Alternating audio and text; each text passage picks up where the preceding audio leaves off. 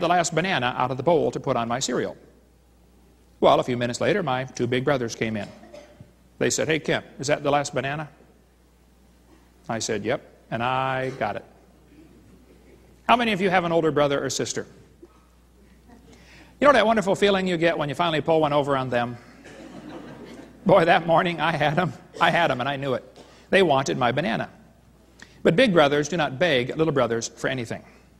They either beat him up and take it away by brute force, or they lie to him and trick him out of it somehow. So my brothers said, "Hey, Kemp, do you know how bananas are made?" I said, "No."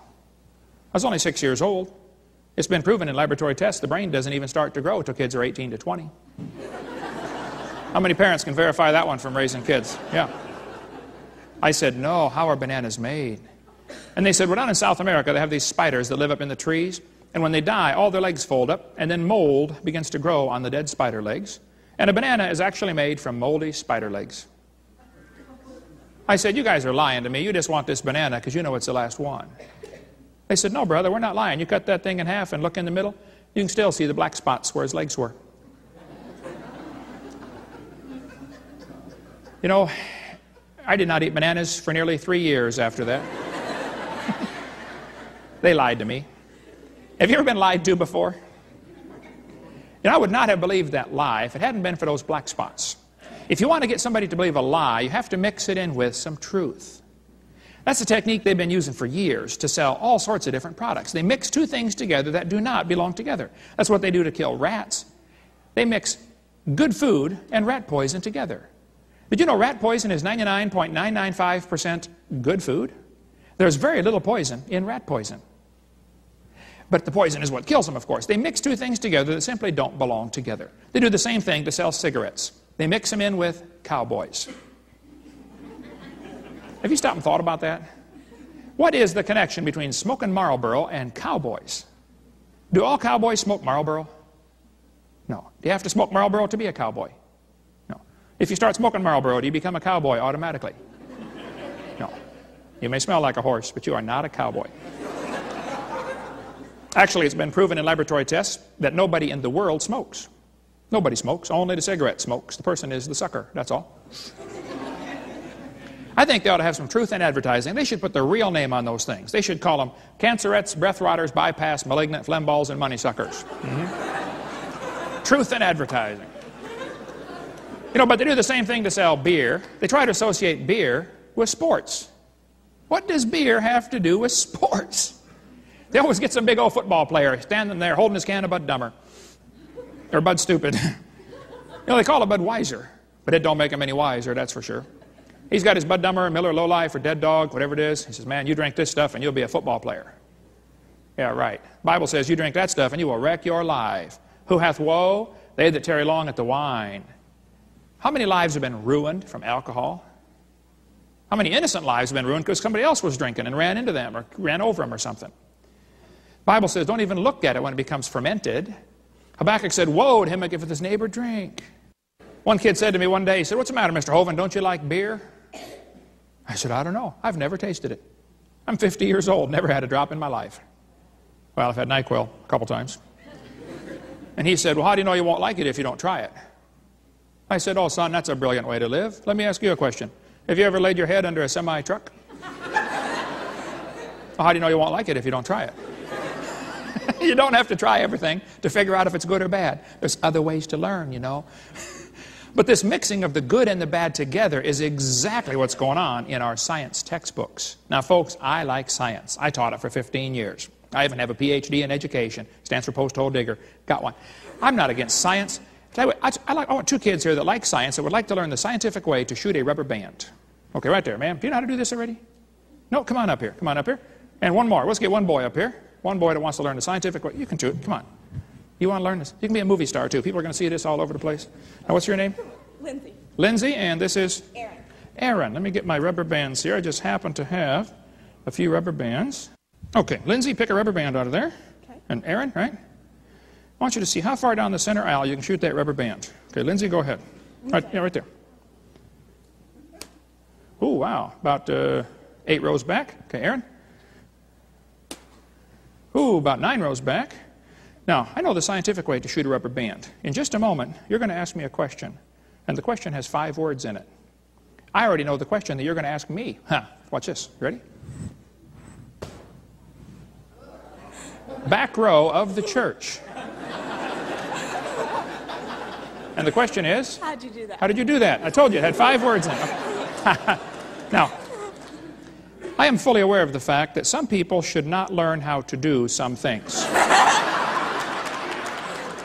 one of them. He's one of them. She says he's one of them. Okay. Now pay attention. There are 2 sides to the rubber band. Are you with me so far? Okay. One side represents your flesh, your body. The other side is your spirit. What most people do wrong, and what both of you did wrong with rubber band shooting, you put the same emphasis on the flesh and the spirit. If you stretch both sides the same, when it goes through the air, if you could watch it in slow motion, they are fighting with each other all the way. So all the energy is being used up on internal turbulence. Not good. The secret to high-speed velocity through a fluid medium such as the atmosphere, which offers resistance, is to minimize or eliminate the turbulence. All I did differently when you weren't watching is I put one side tighter than the other, like this. This is tight, loose. It's okay. Now, what's going to happen, if you can release it quickly enough, it takes a little practice, but it'll spin through the air, taking away the turbulence, so the spirit actually leads the flesh. So when I'm standing up here speaking, realizing I can hit anybody in the room, it's an awesome feeling. You can understand that, can't you? Yeah. Yes, you can. Hey, let's give him a big hand here. Have a seat.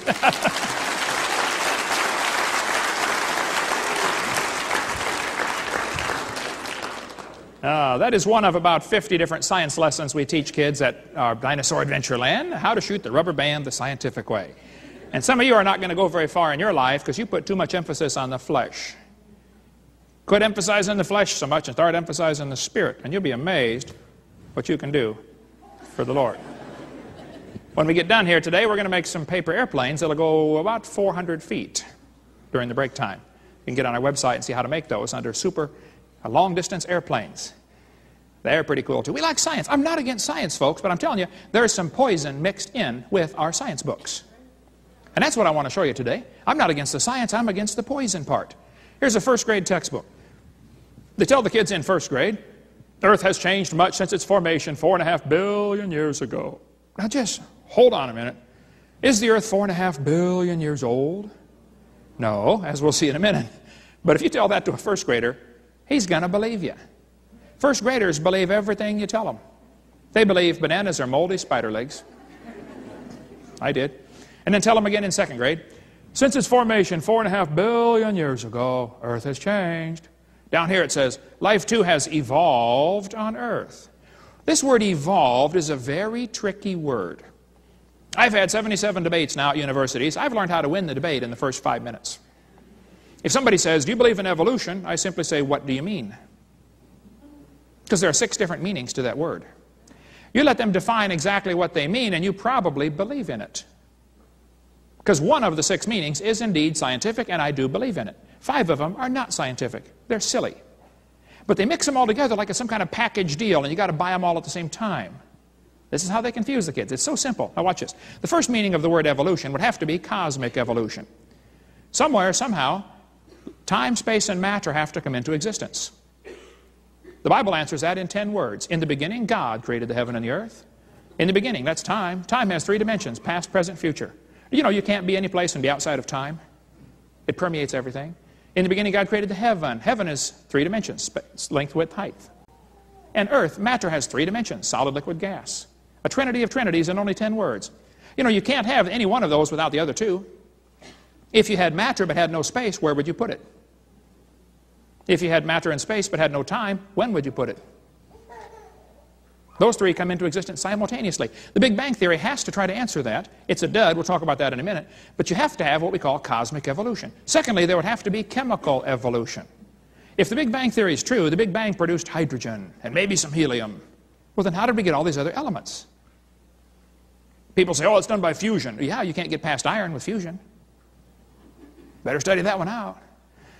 Thirdly, we'd have to have what's called stellar evolution. The stars would have to evolve. Did you know nobody's ever seen a star forming? We see stars blow up all the time. It's called a nova or a supernova if it's a big one, but nobody's ever seen one form. One atheist I debated said, oh, we see a star forming right now in Crab Nebula. I said, no, you don't. You see a spot getting brighter. You are assuming a star is forming. It could be the dust is clearing and there's a star behind it. Nobody's ever proven the formation of one star. And yet there's enough stars out there that we know about that everybody on planet Earth can personally own 2 trillion of them to yourself. Those are the ones we know about. We don't know about the ones that we don't know about. Fourthly, there would have to be organic evolution. Somewhere, somehow, life has to get started from non-living material. The evolutionist is stuck with a very embarrassing position. He still believes in spontaneous generation, even though it was proven wrong 200 years ago. They're way behind the time.